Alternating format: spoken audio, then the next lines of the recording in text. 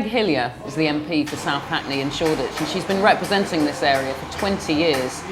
It's a very difficult and diverse job in which she is trying to encourage the government to be more open about its use of data, trying to involve the local community in what is a very elite and exclusive technology industry, and also trying to work out what to do with that really messy roundabout. She's going to tell us more. Welcome to Tech Sessions, Meg. How long have you been representing this community? Well, one way or another, I've been representing the Old Street area for nearly 20 years, but I've been the MP for the area since 2005. What are the really burning issues then that entrepreneurs and tech startups come to you with?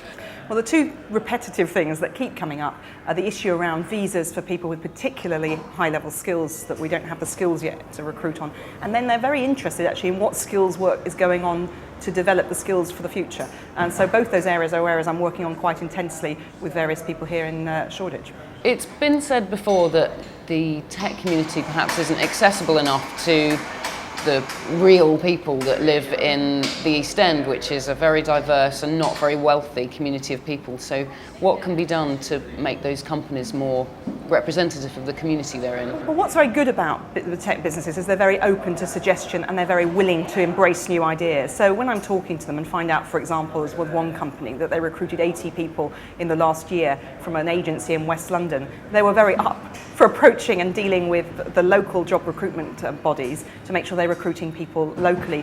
That's for lower skilled jobs. They're also very interested in engaging with some of our schools and others. I had an event with 50 young women from sixth formers with Women in Technology here just in the last month. And that was really great to see those young women from local schools learning from women entrepreneurs about what the options are for them. So at all levels we're looking at that. And we also have a university technical college just moments from where we're sitting here in Box Park, and that's working with 14 to 19-year-olds to train them up in the tech skills that will be needed in 5 and 6 years' time, and they're working directly with many of the industries and businesses locally here in Shoreditch. Well, that's very interesting, because I think there's often a perception among younger people and people at schools, partly because technology isn't taught in a very imaginative way. You're telling me, yes. But they all use Facebook and they use these technology sites.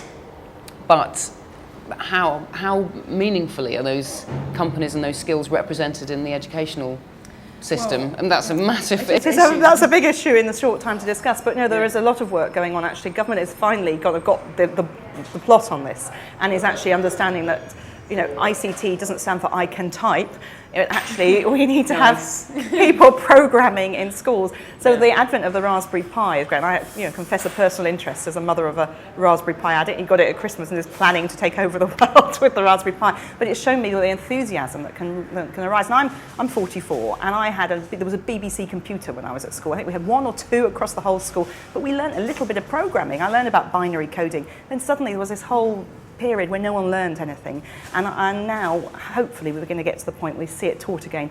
The big issue is of course about upskilling teachers, many of whom were that period who didn't have any programming input at school, so they may have done it academically but they don't. I talked to a young sixth former the other day. She didn't know what a hackathon was, and I thought yeah, you can do your A-levels as much as you want, but you need to understand that that's not alone going to get you a job in Shoreditch, so there are still lots of work to be done. Poor teachers though, and the constant govification of the education industry, just pushing down initiative after initiative and policy after policy, and it's always the teachers on the front line that get it. So what can we meaningfully do to help teachers who are trying to teach technology?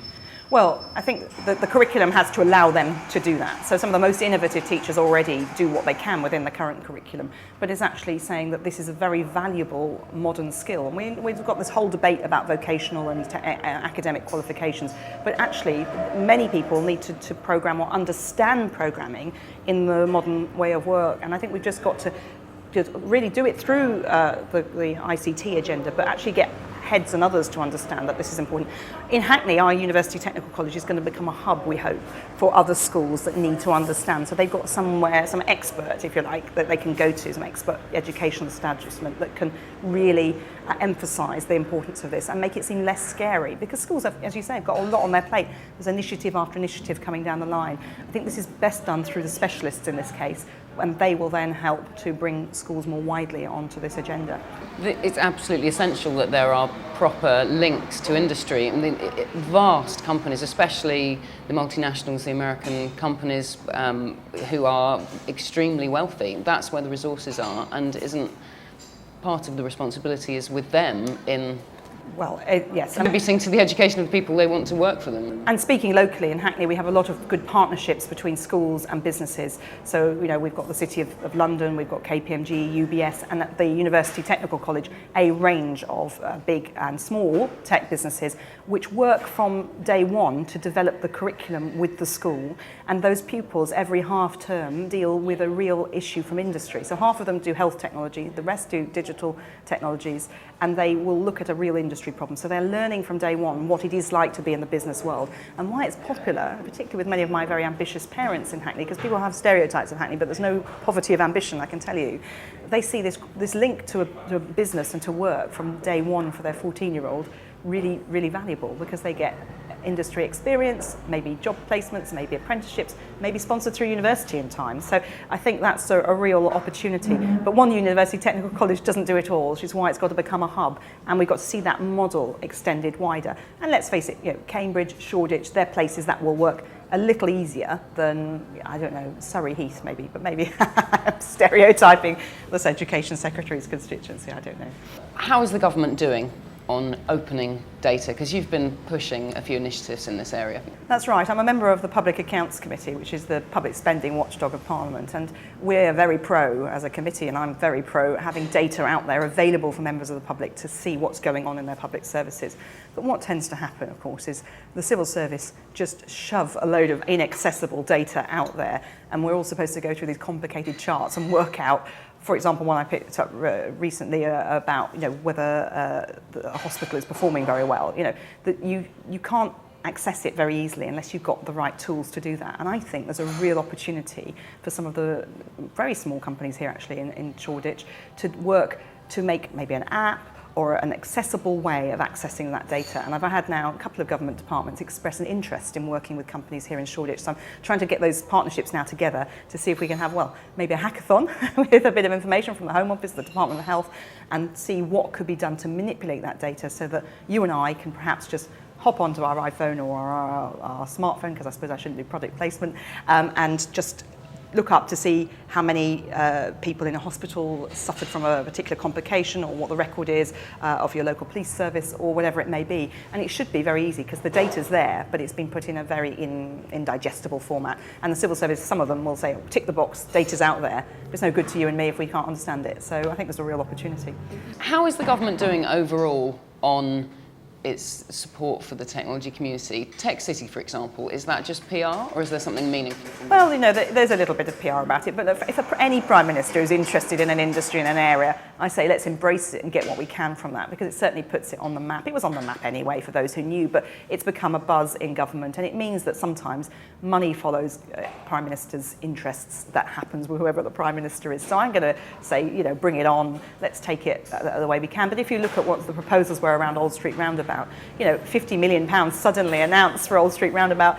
There's lots of things about how that was handled. But again, prime ministerial initiatives, let's grab it and see what we can get that will be meaningful locally. And that's for me about jobs and skills. So what should they be doing with 50 million then? I mean, does Old Street need a big bells and whistles roundabout? Because logistically that's not possible for Old Street Roundabout, is it? No, I've represented the area for, as I say, nearly 20 years, and you actually physically can't build on Old Street Roundabout. It's just not possible. You spend more than half the 50 million, I think, propping it up. So that's not likely to happen in exactly that forms. But what we could have is something that is a draw to get maybe some of the school children we were talking about in to learn about the opportunities and then the skills needed to take this on. And if you look at this area, in Broad, you've got the city fringe around just north of Broadgate, you've got the digital tech companies, which, where media companies still are, some of them, and then north of Hoxton Square, where people go for a good night out, you've got estates with a great deal of poverty. It's one of the top 10 poorest wards in the UK.